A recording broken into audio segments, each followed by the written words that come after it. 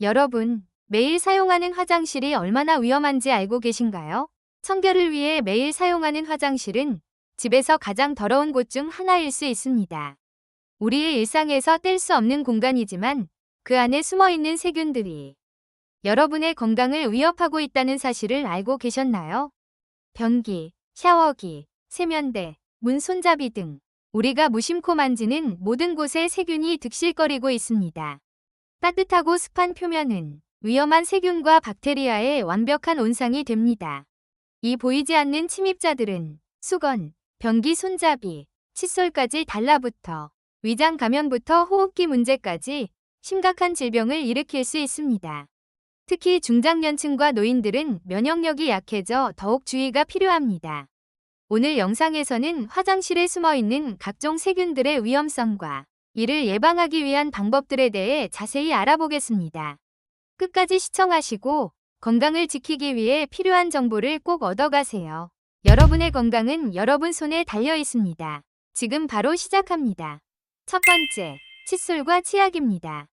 매일 사용하는 칫솔, 얼마나 자주 교체하시나요? 칫솔은 매일 물로 세척하고 치약과 함께 사용하기 때문에 안전하다고 생각하기 쉽지만 실제로는 다양한 세균들이 서식하는 곳입니다. 특히 화장실 환경은 습하고 바람이 잘 통하지 않아 세균이 번식하기에 최적의 조건을 갖추고 있습니다. 칫솔에는 대장균, 포도상구균, 녹농균, 살모넬라균 등 700여 종의 세균이 서식할 수 있으며 이러한 세균들이 입을 통해 체내로 들어갈 경우 혈액을 통해 몸 전체로 퍼져나갑니다. 이는 심장, 뇌, 췌장 등 중요한 기관에 염증을 유발하거나 손상을 줄 수 있습니다. 예를 들어 미국 로체스터 대학의 연구에 따르면 입안의 세균은 심장으로 이동하여 심내막염과 같은 심장질환을 유발할 수 있으며 치매 발병 위험을 증가시키고 류마티스 관절염에 영향을 미칠 수 있습니다. 또한 췌장암 발병률을 높이고 췌장의 인슐린 분비세포를 파괴하여 당뇨병 위험을 증가시키는 것으로 알려져 있습니다. 특히 변기에서 물을 내릴 때 배설물 입자가 공중에 확산되어 칫솔 위에 그대로 올라가는 것은 매우 흔한 일입니다. 변기 사용 직후 뚜껑을 닫고 물을 내리는 습관을 들이는 것이 세균의 확산을 막는 데 도움이 됩니다. 미국의 한 대학의 연구에 따르면 공용 화장실에 비치된 칫솔의 60%에서 대장균이 발견되었어요. 칫솔의 세균 감염을 막기 위해서는 건조하고 통풍이 잘 되는 곳에 보관하는 것이 중요합니다. 칫솔모의 커버를 씌우는 것은 미생물이 번식하기 좋은 환경을 만들 수 있으므로 주의가 필요합니다. 전문가들은 칫솔을 흐르는 물에 충분히 씻은 후 건조시키는 방법을 추천합니다. 또한 알코올 성분이 함유된 구강청결제에 칫솔을 30초간 담가두는 것도 좋은 방법입니다. 한 개의 칫솔을 너무 오래 사용하면 칫솔 속 세균이 증가할 뿐만 아니라 칫솔모의 효과도 저하됩니다. 따라서 정기적으로 칫솔을 교체하는 것이 좋습니다. 미국 치과의사협회는 3, 4개월마다 칫솔을 교체할 것을 권장하고 있습니다. 또한 치약에 포함된 성분도 주의해야 합니다. 파라벤과 트리클로산 같은 성분은 내분비계 교란, 유방암, 생식기계 장애 등을 일으킬 수 있으며 간 손상과 암을 유발할 수 있습니다. 트리클로산에 대한 논란이 커지면서 2016년부터 국내에서는 그 사용이 제한되었으나 여전히 해외 제품에서는 이 성분이 사용되는 경우가 있습니다.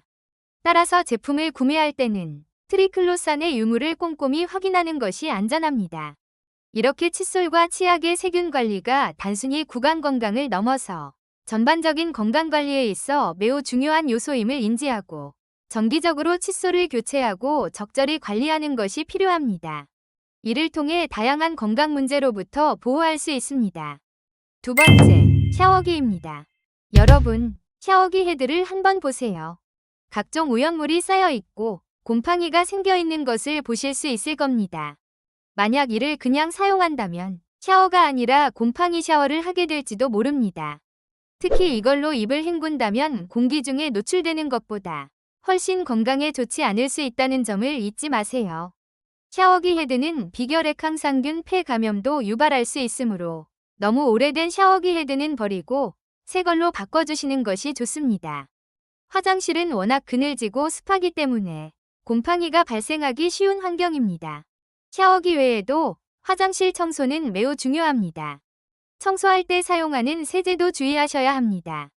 한 예로 어느 50대 남성이 기침이 점차 심해지고 피가 섞인 가래가 나와 폐암이 아닌가 걱정하며 병원을 방문했습니다. 검사 결과 폐암은 아니었지만 비결핵 항상균 폐질환이라는 다소 생소한 병을 진단받았다고 합니다.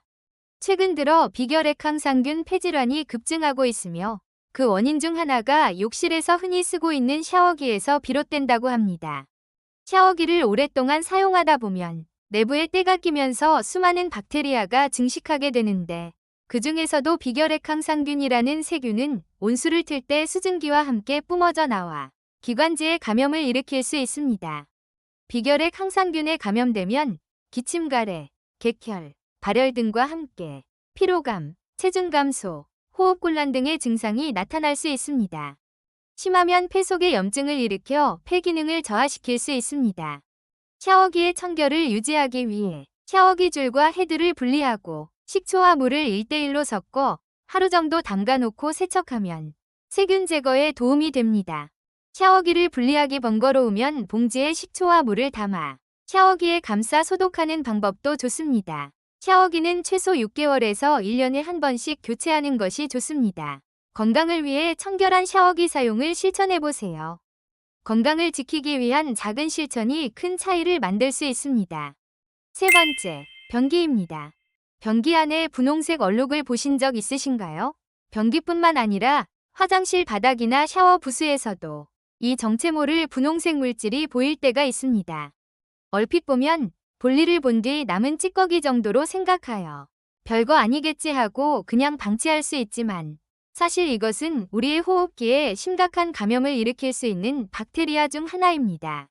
세라티아 마르세센스라고 불리며 주로 습기가 많은 장소에서 발견됩니다. 화장실 바닥, 타일, 샤워기, 세면대 주변, 변기, 화장실 파이프 등에서 분홍색 또는 붉은색을 띠며 발견되곤 합니다. 세라티아 마르세센스는 1819년 이탈리아의 한 약사에 의해 처음 발견되었는데 그간의 연구에 의하면 면역력이 약한 사람에게 감염을 유발할 수 있습니다. 특히 상처가 있는 피부에 닿거나 호흡기를 통해 들어갈 경우 폐렴을 일으키고 기저질환이 있는 환자에게는 심각한 합병증을 초래하기도 하며 요로감염, 결막염 등 다양한 질병을 일으킨다고 합니다. 이 박테리아는 한번 생기게 되면 완전히 박멸하기 어렵고 청소를 해도 남아있는 소량의 세균이 다시 증식하기 쉬운 까다로운 균입니다. 그렇기 때문에 예방과 제거 방법이 중요합니다. 세라티아 마르세센스는 습한 환경에서 번식하기 쉬우므로 샤워 후 욕실 환풍기를 켜거나 창문을 열어 습도를 줄이고 건조하게 유지하는 것이 중요합니다. 또한 표백제나 소독제를 이용해 정기적으로 세척해주면 세균의 번식을 크게 줄일 수 있습니다. 여러분의 건강을 지키기 위해 화장실의 청결을 유지하고 주기적으로 세척하는 것이 중요합니다. 이를 통해 호흡기 건강을 보호하고 감염 위험을 줄일 수 있습니다. 네 번째, 수도꼭지입니다. 수도꼭지를 빼서 확인해 보신 적 있으신가요? 영국 에스턴 대학교 미생물학 연구팀이 생활용품 위생 상태를 조사한 결과 TV 리모컨이나 화장실 변기보다 수도꼭지에서 가장 많은 세균이 검출되었다고 합니다. 수도꼭지에서는 대장균, 포도상구균, 라지오넬라균 등 다양한 세균이 발견되었는데 우리 몸에 들어오면 피부질환, 호흡곤란, 오한, 전신피로 등을 유발할 수 있으며 심할 경우 장염이나 폐렴을 일으킬 수도 있습니다. 수도꼭지 안에 있는 거름망에 수돗물을 타고 들어온 이물질이 쌓이고 그곳에서 세균들이 증식하면서 손을 씻거나 세안할 때 입을 헹굴 때 인체로 들어가 병을 일으킬 수 있다고 합니다. 전문가들은 오래된 수도꼭지는 겉은 멀쩡해 보일지 몰라도 물때가 끼고 세균 번식과 누수가 발생하기 때문에 주기적으로 청소하거나 교체하는 것이 좋다고 권고합니다. 한 달에 한 번 정도 칫솔 등을 이용해 수도꼭지의 거름망이나 틈새 부분을 깨끗이 세척해주는 것도 좋은 방법입니다. 수도꼭지를 청소할 때는 식초나 중성세제를 사용해 세균을 제거하고 청소 후에는 깨끗한 물로 헹궈주세요. 또한 수도꼭지를 교체할 때는 필터가 장착된 제품을 선택하면 세균 번식을 더 효과적으로 막을 수 있습니다. 여러분의 건강을 지키기 위해 수도꼭지의 청결을 유지하고 정기적으로 세척하는 것이 중요합니다. 이렇게 작은 노력으로도 큰 건강상의 차이를 만들 수 있습니다. 수도꼭지를 깨끗이 유지해 여러분의 건강을 지키세요. 5번째, 샴푸입니다. 샴푸를 거의 다 쓰고 나면 바닥에 조금 남은 샴푸가 아까워서 샴푸통에 물을 부어 사용하는 경우가 많으실 텐데요. 그러나 이렇게 물을 넣고 쓰게 되면 세정력이 떨어질 뿐만 아니라 녹농균이라는 세균이 번식할 수 있습니다. 초록색 고름을 만들어내는 녹농균은 습하고 따뜻한 환경, 물이 고여있는 곳에서 잘 증식하는 세균입니다. 이 세균에 감염되면 오한을 동반한 고열, 관절통, 두통, 호흡곤란 등의 증상을 나타내는 폐혈증을 일으킬 수 있습니다. 피부에 닿으면 모낭염이나 지루성 피부염을 유발하며 면역력이 약한 분들은 심하면 사망에 이를 수 있으므로 주의가 필요합니다. 녹농균은 샴푸뿐만 아니라 주방세제나 바디워시 등 모든 세제 용기에서도 번식할 수 있습니다. 따라서 통에 물을 넣어 쓰는 것은 피하시는 것이 좋습니다. 만약 리필 제품을 넣어 사용해야 한다면 용기 내부를 깨끗이 씻고 햇볕에 완전히 말려서 사용하는 것이 중요합니다. 녹농균에 감염되지 않도록 샴푸통이나 주방세제통 등을 사용하기 전에 깨끗이 세척하고 통에 물을 넣어 희석해서 사용하는 것을 피하는 것이 좋습니다. 6번째, 화장실 슬리퍼입니다. 집에서 흔히 사용하는 합성수지 슬리퍼에 대해 한번 생각해 보신 적 있으신가요? 이 슬리퍼들은 플라스틱을 부드럽게 만드는 갓소재가 첨가되어 있으며 납이나 카드뮴 같은 중금속과 파라핀 등 여러 유해물질들이 들어있을 수 있습니다. 물론 법적으로 이러한 물질들이 인체에 해를 끼치지 않도록 규제하고 있지만 모든 제품이 항상 안전한 것은 아닙니다. 실제로 매년 슬리퍼에서 유해물질이 과다 검출되고 있습니다. 2021년에는 조사 대상 슬리퍼 30개 중 20개, 2022년에는 15개 중 10개에서 안전기준의 445배를 초과하는 프탈레이트 갓소재가 검출되었습니다. 2023년에는 다이소에서 판매된 약 10만 개의 슬리퍼에서도 납과 카드뮴이 검출되어 리콜되었습니다. 최근 2024년에는 중국산 아동 슬리퍼 62개 제품 중 53개에서 프탈레이트가 검출되었습니다.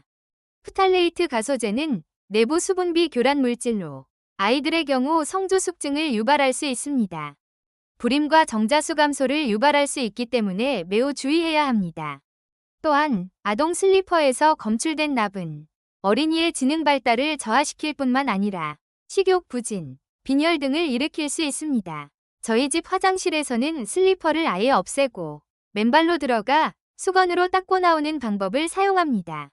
주기적으로 슬리퍼를 교체하거나 가능한 슬리퍼 없이 깨끗하게 유지하는 방법을 고려해보세요. 7번째, 방향제입니다. 화장실 냄새를 없애기 위해 많이들 방향제를 사용하시는데요.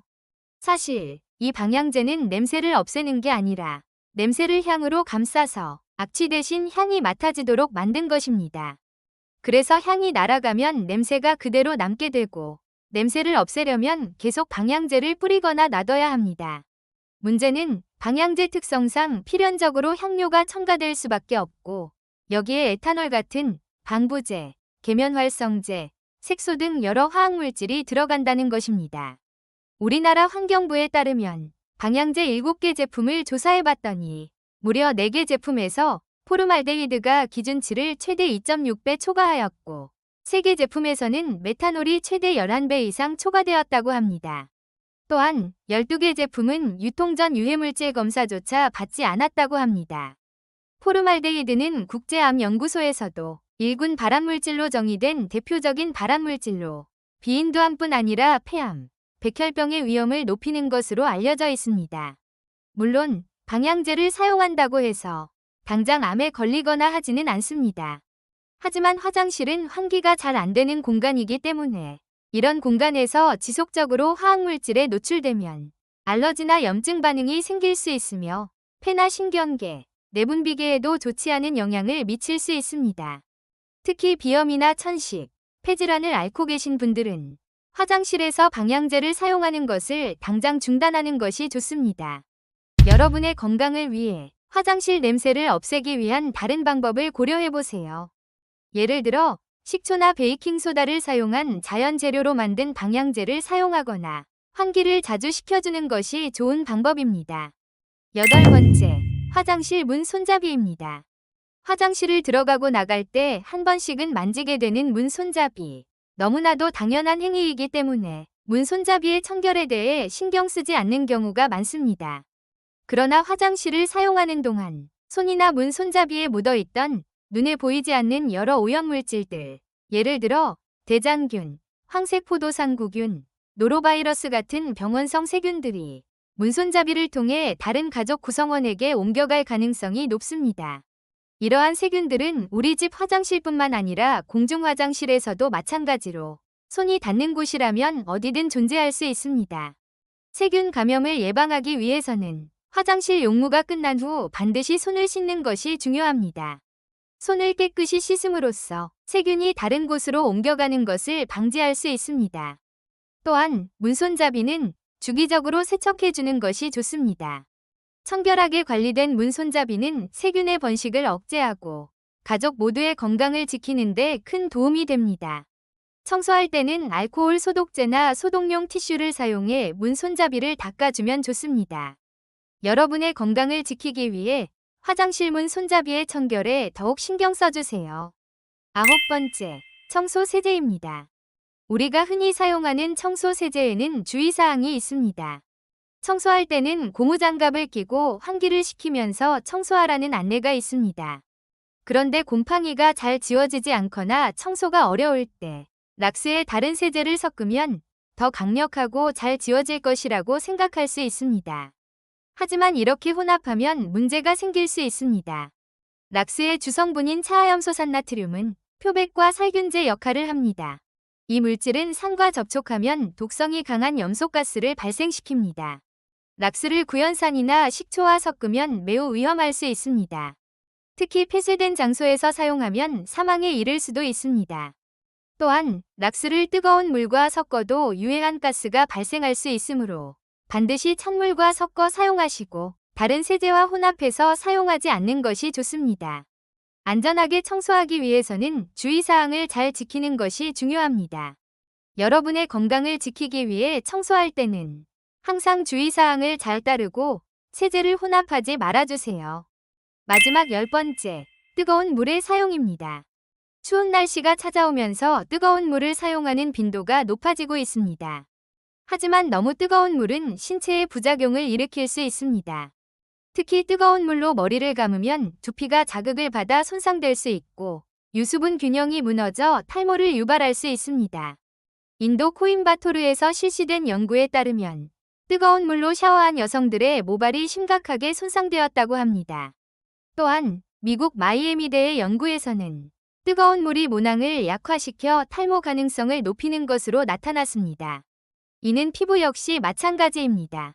뜨거운 물에 의해 피부의 유수분 균형이 깨지면 수분이 증발하고 균열이 생겨 피부 노화를 촉진할 수 있습니다.